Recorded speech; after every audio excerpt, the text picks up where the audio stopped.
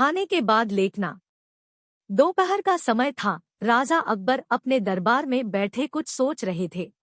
अचानक उन्हें बीरबल की कही हुई एक बात याद आई। उन्हें याद आया कि एक बार बीरबल ने उन्हें एक कहावत सुनाई थी, जो कुछ इस तरह से थी, खाने के बाद लेटना और मारने के बाद भागना एक सयाने मनुष्य की निशानी होती है। राजा सोचने लगे, अभी दोपहर का समय है। यकीनन बीरबल खाने के बाद सोने की तैयारी में होगा।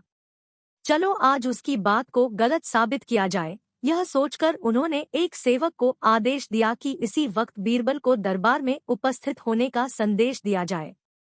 बीरबल अभी खाना खाकर बैठे ही थे कि सेवक राजा का आदेश लेकर बीरबल के पास पहुंचा।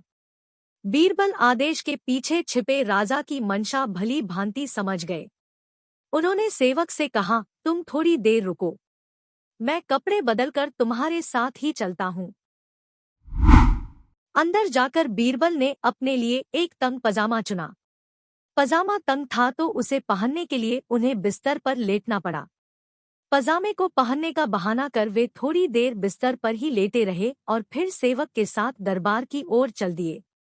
दरबार में राजा बीरबल की ही राह देख रहे थे।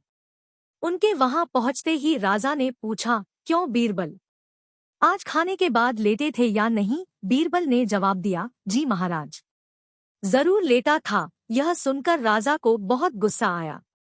उन्होंने बीरबल से पूछा, इसका मतलब यह है कि तुमने मेरे आदेश का असम्मान किया। तुम उसी समय मेरे सामने क्यों उपस्थित नहीं हुए? इसके लिए मैं तुम्हें सजा देता हूँ।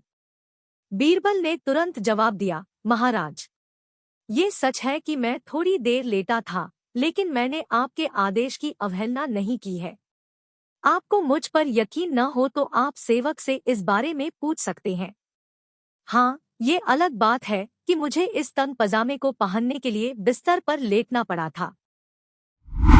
बीरबल की इस बात को सुनकर अकबर हंसे बिना रह न सके और उन्होंने बीरबल को दरबार से जाने दिया। कहानी से सीख। इस कहानी से हमें यह सीखने को मिलता है कि परिस्थिति को भांपते हुए हमारे द्वारा उठाया गया एक कदम हमें अनेक मुसीबतों से बचा सकता है।